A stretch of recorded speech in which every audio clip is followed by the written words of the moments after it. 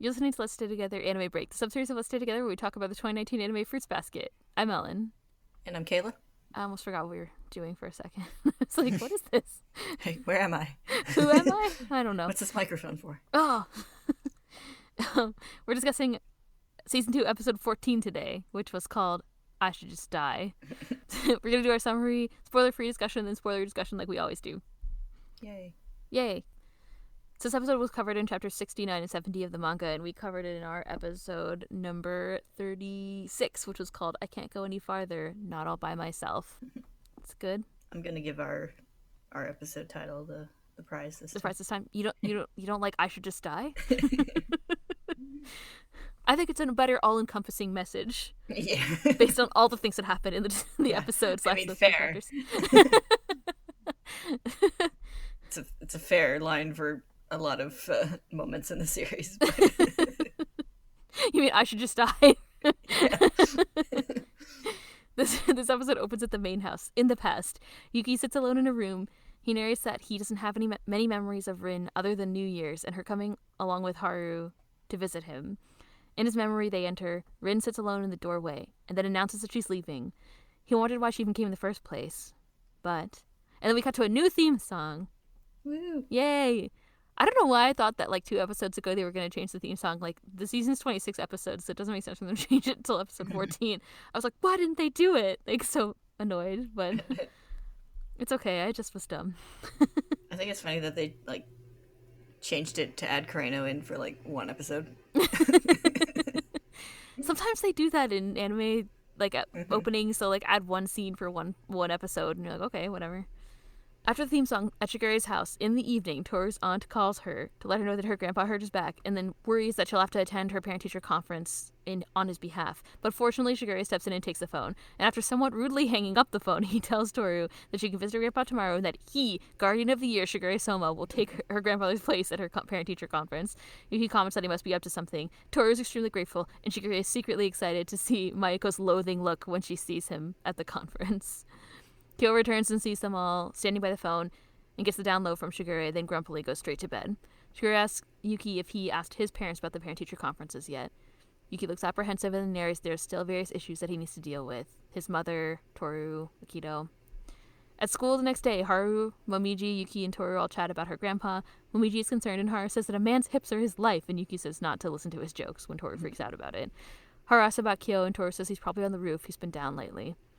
With the mood a bit gloomy, Momiji says that Tohru doesn't need to feel down and suggests they go get some juice, and while they walk over to the machine, Yuki asks Haru about how things are going with Rin. No progress, he says. The more time passes, the more he thinks that she might actually have meant what she said, and doesn't need him anymore. Haru and Yuki run into Machi, and Yuki says he'll see her at the next student council meeting. Haru says they're in the same class, and he asks Yuki how the student council is going. He says there are a lot of unknowns, and Haru says that's good for him. Later, Yuki hesitantly passes through the main Soma estate gate and goes to his parents' house. 2 maids greet him there because his mother is out. He leaves an announcement paper from the school with them and leaves. He says he'll contact her again later. He runs into Kagura and asks about seeing Rin, who lives with her. It turns out that Rin doesn't come home very much. She doesn't come to school very much either, so he may not be able to. Yuki asks if something happened between Kagura and Kyo. He's been down since they met up the other day, acting really distant. Even to Tohru, Kagura asks. Yuki remembers Kyo returning from their date the other day. When Tohru greets him and asks if he wants dinner, Kyo is curt with her and goes upstairs immediately. Kagura says that she's already dealing with the pain of heartbreak, but it makes me feel guilty, she says. But it's okay. Having feelings for someone is illogical. No matter what you think in your brain, if you have the thought of liking someone, it's too late. While Kagura is speaking, we cut away. Kyo watches Tohru leave from the classroom. At the main house, Kagura looks back at Yuki, who smiles ruefully. He thinks, fervently thinking of someone, you make me envious. Because it doesn't seem like you have a speck of uncertainty. Not like me.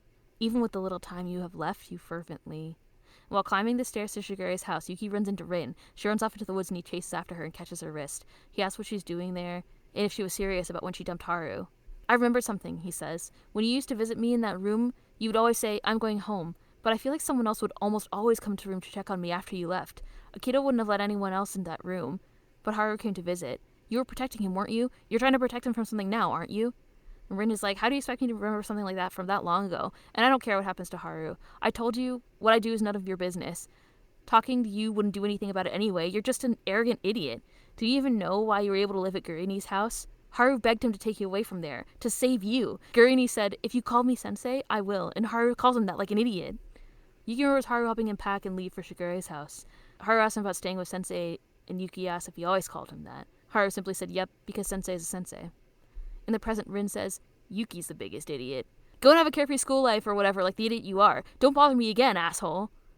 An asshole? It's not nice to call people that, Rin, Haru says, finding the two of them. Elsewhere, Kyo stops, turns, and heads back in the other direction. And we cut back to Shigure's. Haru hands Yuki his bag, which he dropped, and he reaches out to Rin. Don't touch me, she says. So you really don't need me, Haru asks, and she looks away. I don't care anymore then. I should just die. Rin looks back at him, caught off guard by his words. He pulls her close and kisses her deeply, then hugs her. Rin, he says, did I not understand anything? I thought I knew everything about you. Did I not hear your most important voice? Are you still as you were back then, unable to stand on your own? Rin slaps him, then takes off angrily. Yuki asks Haru if he should go after her, but he says that he would never be able to catch up. She's the horse after all. He says to leave Rin to him. Yuki has other things to worry about, like the student council.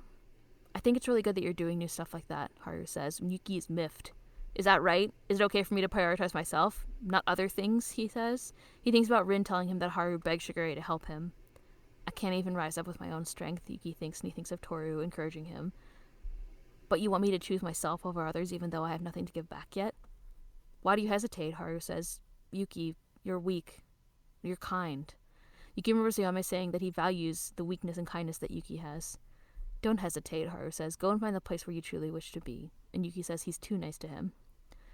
Maybe we were long-lost sisters in our past lives, Haru suggests, and Yuki laughs. I have a feeling that someone who understands and looks for this side of you is waiting for you. Keep up the fight, Haru says. Yuki cries. I can't rise up. I can't keep going on my own strength alone, he thinks. At Toru's family's house, Toru visits her grandpa. He's fine other than his back, he reassures her. I saw Katsuya-san and Kyoko-san in a dream for the first time in a while, he says. How nostalgic it was. Katsuya and I didn't get along in the past, and Kyoko-san acted like an intermediary for us. Katsuya had some peculiar habits, and I was worried that they wouldn't get along, but they turned out to be so happy with each other. Why did they have to pass away? I want to see them once more. I don't care if they're ghosts. I want to see them. I want to go see them, he says. Toru's about to tell him not to say that, but he's already fallen asleep.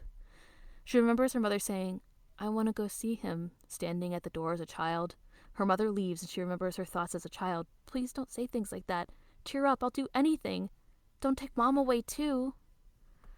Toru makes her way home, and her vision blurs, and she drops to her knees. What's wrong? Kyo says, who's appeared on the street. You don't feel well? Tears in her eyes, Toru struggles to respond. Toru, hey, are you okay? He asks. I'm okay, I just remember something from the past, she says, and she thinks, I thought I'd shut it away. She smiles and looks up at him. You surprised me, Kyoku, and I thought a heavenly being descended from above. What's that supposed to mean, dummy? He asks, and she smiles. Don't push yourself, he says, and gently pats her head. It's normal to be worried when a relative is ill. He asks if she wants to head home, and she's like, but weren't you going somewhere? He doesn't answer, but instead takes her arm and helps her up. You're so skinny and puny, he teases. And she's like, I'm not. And he's like, what, you want to be tall like Uotani? What the heck is she going to do if she makes it up to be 180 centimeters? Become a model? And Toru's like, that'd be so cool. Cut away to Shigure's house in that evening, and Haru asks Shigure if Rin came to visit him. So what if she did? And he says, and Haru's like, why can't you just say straight? This is why you're single. And Shigure's like, I know. How nice it is to be young, he says, struggling so hard to stay afloat that you'd float if you just relaxed. Isn't that the life you get after you've struggled with everything you got? Haru asks. I like that, Shigure says.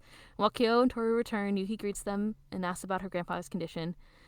Shigure tells Haru to go talk to Rin. She's his ex after all. I have to keep my promises to some extent, he says, and Haru's like, would you tell me if I called you honey? And Shigure is like, that would be gross.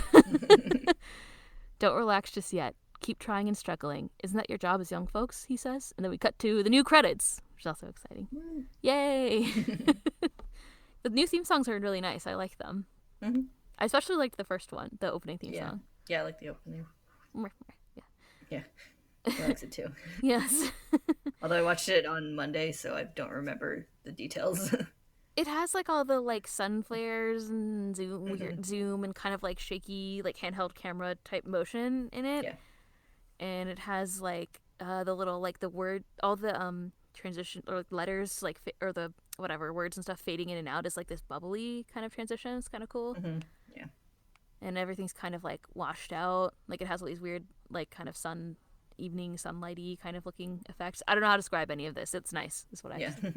I also like the song. It has this kind of like washed out sound, which is cool. I like it. Yeah, I remember liking it. I'm just like, I couldn't tell you what about it because it's been too long. But It nice. yeah, I just had time that night. I was like, Professional oh, watch opinion. it now. It was good. And then the end theme song is called, the first one is called Home by Asako Toki, and then the second one is called Eden by, I guess, Monkey Magic. It's Majik. And the visuals are like the Junichi all in order, and it's kind of in this like I don't know if I would go so far as to call it like floating world, but it's kind of like floating world-esque, so like the Hokusai-esque like illustrations, and there's like flowers. They all have like different flowers, and they're all, some of them are wearing like kimono, and some of them are wearing, I don't know, the clothing that they're wearing is like a major aspect of the illustration, I guess. Yeah, at first I thought it was like it might have been like the dance costumes, but then it Some of got them more are, variety as time went out, so it was just kind of some kind of sort of traditional-esque yes, yeah, clothing. because then like Momochi's has like shorts. Like some of them are like very like standard kimono, and then some of them are like different for different, I guess, personalities and stuff like that. Yeah. And they have different flowers, which I thought was cute. Mm-hmm. And as I said, Kureno looks sad even in the end theme in my notes. Yeah. He looks so sad. Yeah, and it's Akito had the Akito flower. Yes. Ayame had an iris, which Ayame is the word for iris. So I Yeah. remembered. I was like, I feel so smart right now. Tours with the sunflower. And then like Hiro's kind of like in the grass. They have different stuff. Kaguro's looks like kind of a willow tree. Shigure's in the kind of like red autumn leaves. Kind of pretty but unexciting, like a lot of ending things tend to be. Yeah, it's real toned down. I think I liked it, but the first ending had more Yeah, I like the previous like one. interesting stuff better. in it. Yeah. The illustrations are all pretty. Like the illustrations for the end one, but it's just like, it's very like kind of static. There's not a lot happening. The other one had all the like a slideshow, animal shadows and stuff. Yeah.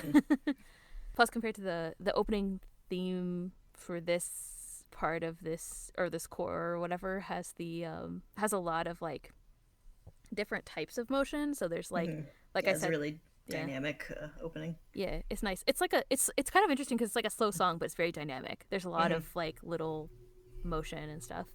Yeah. There's even like almost like 3-dimensional motion too, because a lot of it like blurs. It'll blur and then like focus on part and then blur again or something if you go back and watch it. So it's kind of cool. So that was exciting. I was happy about that because I was like, they're not going to change it. Man, it's like when I kept complaining about not having the Hattori Maiko episode. It turns out that I was just wrong. As usual. I mean...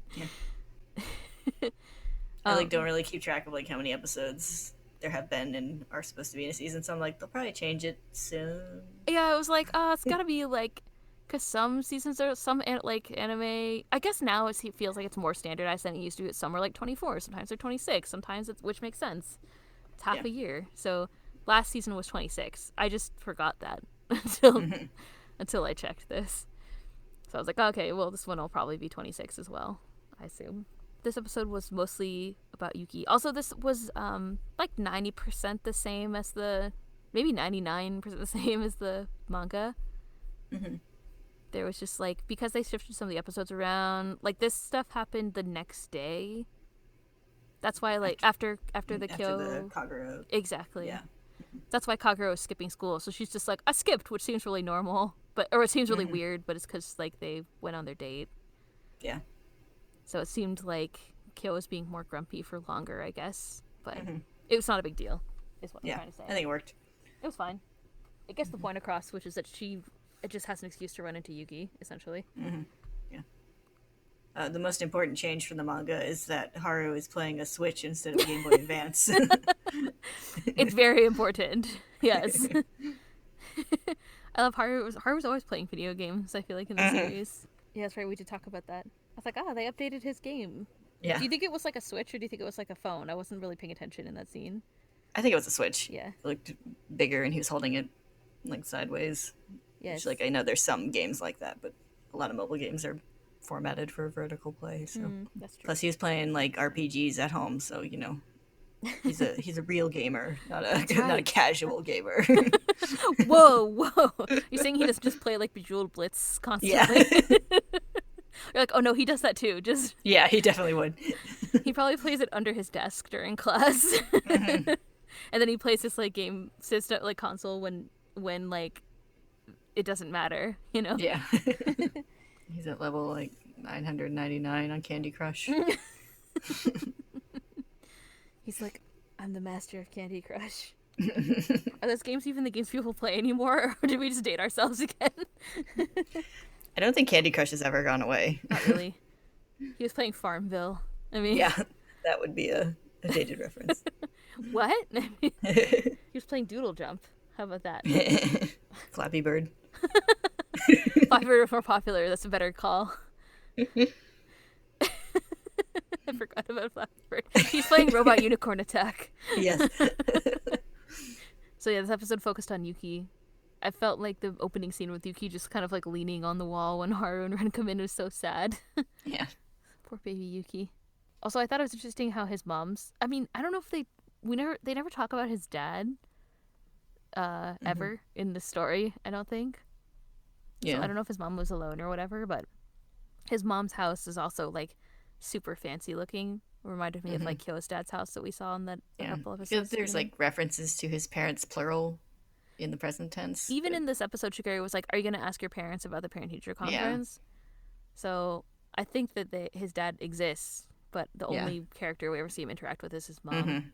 His dad is somehow even more distant than his mother is. I mean, is that shocking? No. I forgot that there were. I remember that he talked to the maids, but for some reason, when we read this in the manga, I thought that it was inside the main house somehow. Like his mom lived in the main house.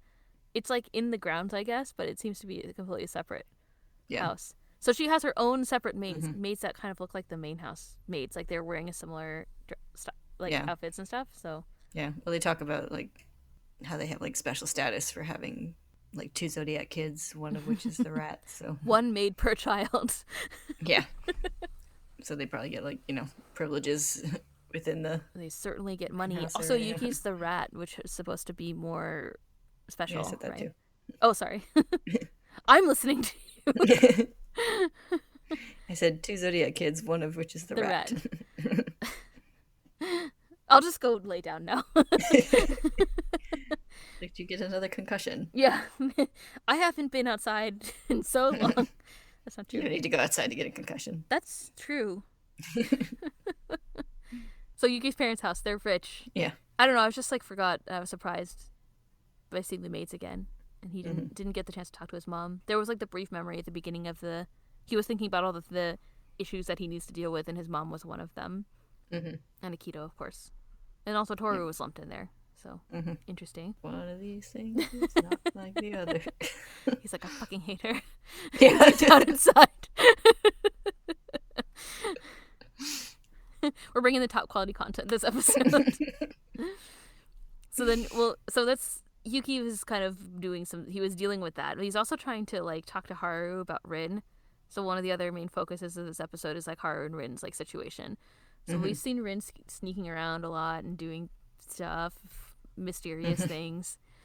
And then Yuki ends up running into her at Shigure's house in the woods and then tries to talk to her. But then Haru finds them and then they have their steamy kiss. So steamy that Yuki dropped his bag, which I thought was hilarious. I laughed out loud when I was watching it. I'm glad they kept Yuki's shocked expression. It was pretty shocked. Remember we joked about that at the time? Yeah. Yuki's so innocent.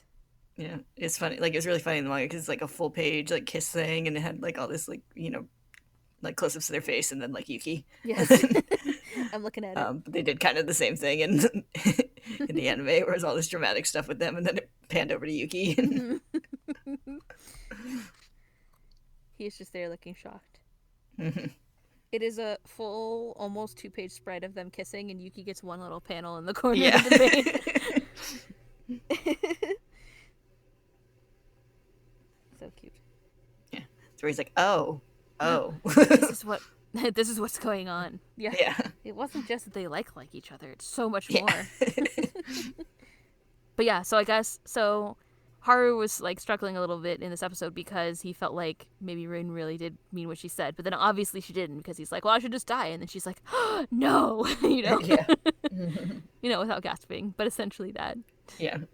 It's almost a spit take. And then you're like, hang on, I need to take a long drink from this glass of water before you speak. I'm gonna need to pull up this water bottle. Give me a second. Okay, go on.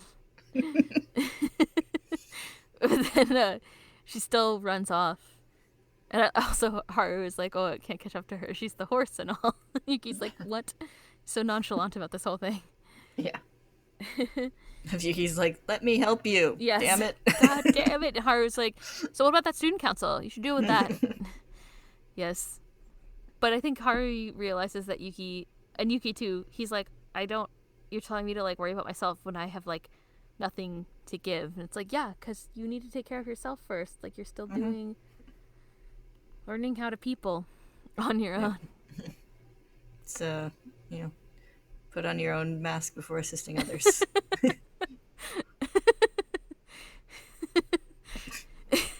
Yeah, before you assist your emotional support Kurenos. Yes. Oh, that's another continuity joke that I'm gonna have to cut. Akito be like, Kureno, put my mask on. Kureno, get out of like Akito knocks on the overhead compartment. It's like, Kureno, put on my mask, and he's like, okay.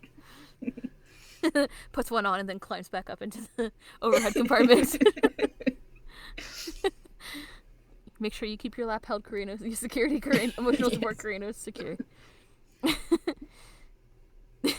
Anyway, Rin runs off. I guess the interesting thing to note about Rin is like, and Haru is like, well, clearly they're still, even though they're not together, it's not like she didn't really mean what she said. And Yuki brings up that she did stuff to protect him in the past with her behavior, and it seems like that's what she's doing now, even though she told him to like butt out and didn't actually answer that. So yeah. But protect him from what? We don't know yet. From Shigure. Yeah. I mean, from having to call Shigure sensei. from having to call him honey. I always love that part where he's like, what if I call you honey? And Shigure's like, no. It's like, is that a bargain? Like, yeah. Anyway, so that's interesting. We learned a little bit more about them. And Haru, we commented in the manga, I don't know if it's as obvious here, but it seems like he kind of, because he holds his fist in that way at the end, it seems like he's leaving with a newfound determination to perhaps pursue her, like, figuring out what's going on with her. Yeah. In his Haru way of being super chill about it. Yeah. As Yuki noted out. He's like, go get her! And he's like, nah. Later. He's like, you're not a very good romantic comedy protagonist. We need supposed to run after her. We need to... Yeah, exactly. It's interesting that Rin was back at Shigure's house. Like, was she just creeping around? We won't know. But, like, did she maybe go visit Shigure again? Who knows? Yeah. He says he has to keep it a secret. Yeah, he's like, maybe. Yeah, maybe she did, maybe she didn't. What of it? Yeah.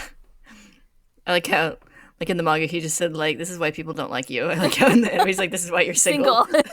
He's like, I know. There was a cutaway to Yuki's room, which was even messier than before.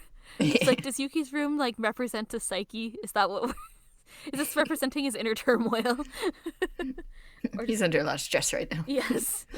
He's like, I don't have time to clean. I'm busy dealing with these crazy student council kids. Yeah. He's like, I gotta clean up my mind before I can clean up my room.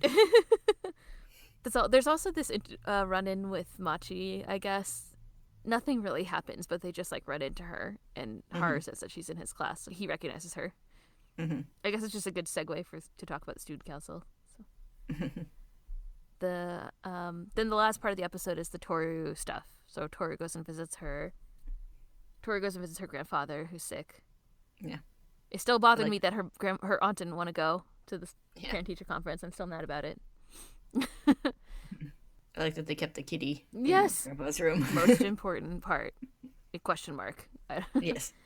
He was being cute, which is most important. I also like how the kitty tried to open the door and, like, struggled. It's just cute. It's just cute. But yeah, so Tohru's grandfather talks about her parents, and then Tohru has this memory, which I don't know if we talked about it as much at the time when we talked about this in the manga, because it's not quite as clear. It's like one of those panels that are very obfuscated, but it seems like as a kid, her grandfather's like, I want to go meet them, and we cut to this like memory of her mom saying, I want to go meet him, and then little like baby Tohru standing inside the door and she's gone, right? Yeah, and we've seen that image of baby Tohru in Tohru. front of the door a lot in the anime. So. Yeah, so far, but not with her mom. So yeah, it's like kind of adding context to the more on the scene memory. we've seen like glimpses of. And it was so emotionally distressing to her that she fell in the streets onto her knees. And also she said like, oh, I thought I'd shut it away, is what she says. Close the lid. She has to open the tightly closed lid. I thought the animation did a really good job of like portraying like how distraught she was. Yes. Like, coming out, because like in the manga, like it works well enough, but in the manga we just kind of see her like her thoughts, and then like she's like in the street like that, but we see like how her kind of like how the memories kind of flash, and how it seems like her like vision kind of blurs a little, and yeah. In the manga, you just kind of see her feet. It's all on one page, so it's kind of crammed in. It's also mixed in with... In the manga, there's a panel of Kyo's face, too, which they didn't add here. The anime, I think, did a good job of, like, first of all, making her memory really distressing by the way that her mom's voice is in it and stuff. Yeah. And then also her... when she leaves, and the sort of, like, blurring effect and stuff when she's walking. The way that... I think the way that the scenes with Kyo were sort of like interspersed was also like nicely like tactfully done too, where you're kind of like, what? Like it looks like he basically watches her leave school, and then he's walking and you see him turn around. It's like very subtle. Maybe if you don't know what's happening, I don't know. I don't know how you could interpret it differently during the episode, so it might be a nice like surprise for people who didn't know that was gonna happen. I mean, we knew, but it was nice. Yeah, I think it was nice, kind of like subtle little kind of story in the background of like, Kyo dealing with his shit. It also like plays well into some of the things that Yuki's saying. So like some of the scenes where they're showing stuff, like Yuki's like, he's talking to Kagura, but he's thinking about Kyo, where he's like, oh, like even with the time you have left, you so like fervently like care about this person. I wish I could be more like sure of myself, or whatever exactly he says. Yeah. I thought it was funny that Shigure like physically pushed Tohru away from the phone after he answered it. Oh yeah, we didn't talk about that. I always love how they sass him for the way he hangs up the phone, which is funny too. And Yuki's like suspicious, of course, rightfully suspicious. Yeah. I too am excited to see Maiko's expression. Yeah. Like in the manga, they just have him like have his like hand on her head as he takes the phone, and then she's like walks away or whatever. Yes, but he like actually like shoved her out of the frame. It was funny. Yeah, he is it's a little more delicate in the manga, I guess, so that makes it funnier in the anime. I also like how they have like Yuki and Tohru's conversation kind of like in the foreground, but you can see Shigure and he's like, oh yes, everything's fine. It's like hilarious. Like he's very really turning on the charm for Tohru's aunt. Yeah. I could see him being like, this is the perfect plan. Any other things you want to chat about? You know, like I don't think so. meaning of life? Yeah. Okay, good. Next time we're going to talk about... I'm sure there's spoilers. We have spoilers to talk about. Next time we will talk about episode 15, which was called See You Later. I don't know what it's from. I have a theory. Okay. Well, then we'll talk about it after this musical break. Got a theory. It could be bunnies. You know, bunnies aren't just cute like everybody supposes. Got them hoppy legs and twitchy little noses. I should watch that. I haven't watched it in such a long time. All right. Thank you all for listening. We'll see you next time. Bye-bye. Bye.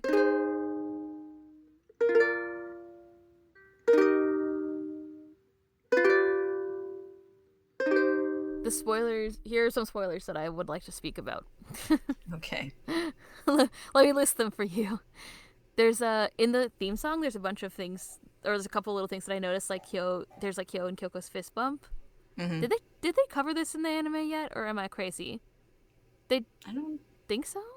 No, I think we've only seen fully. Yuki's we've only seen Yuki's perspective of the hat stuff. Yeah. So basically there's two kind of spoilers for that, because there's like Kyo's and Kyoko's fist bump, and then there's also Kyo and Yuki as little kids. So I thought it was interesting they added that to the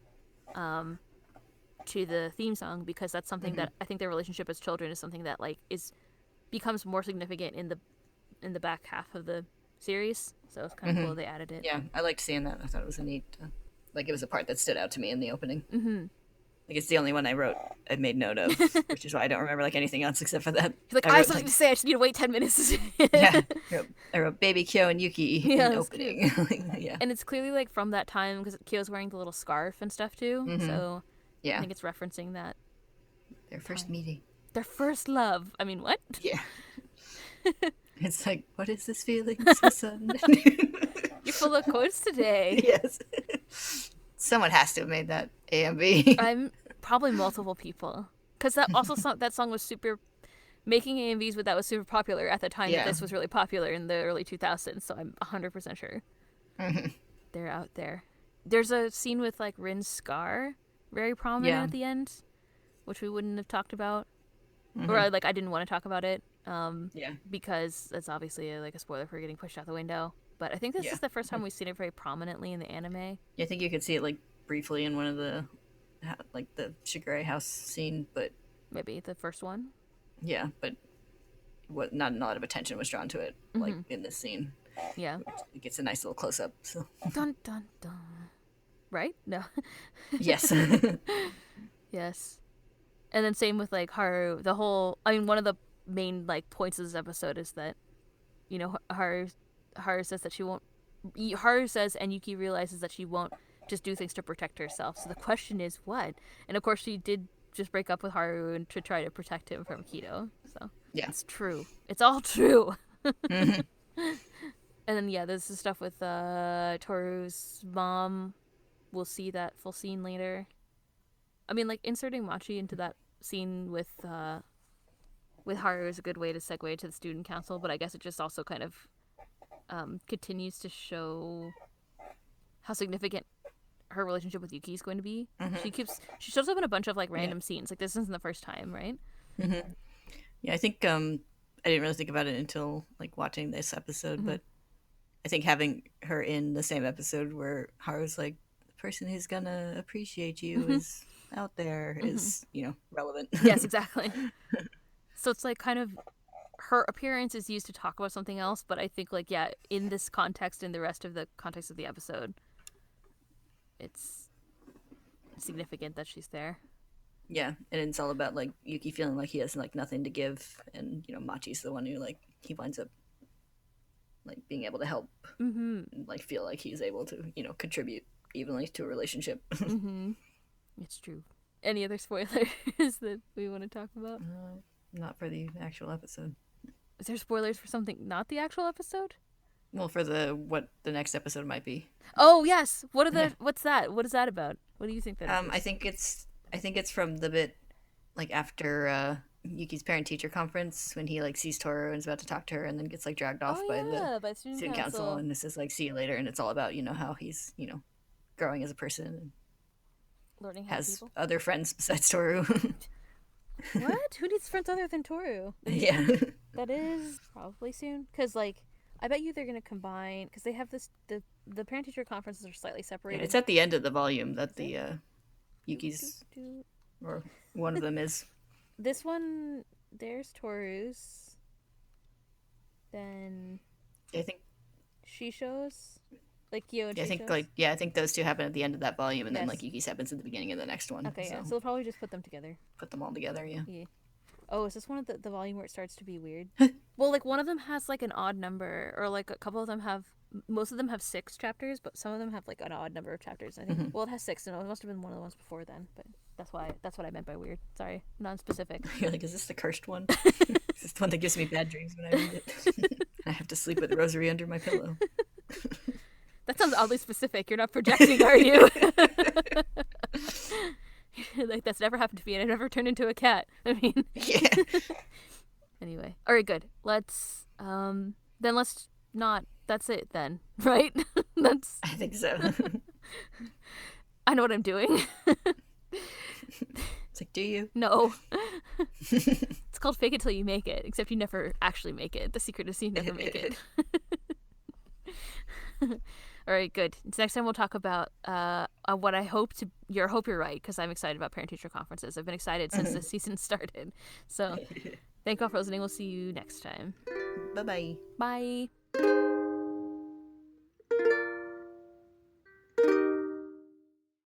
Maybe I have a concussion right now.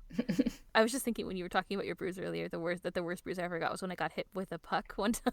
I'm like, maybe I need to stop playing hockey. Worst bruise I got was from a sword. Oh. It's a fencing foil. Yes. No, just leave it at that. It's yes. Let people fill in the rest with their imagination. Let me give you a storytelling tip. I mean...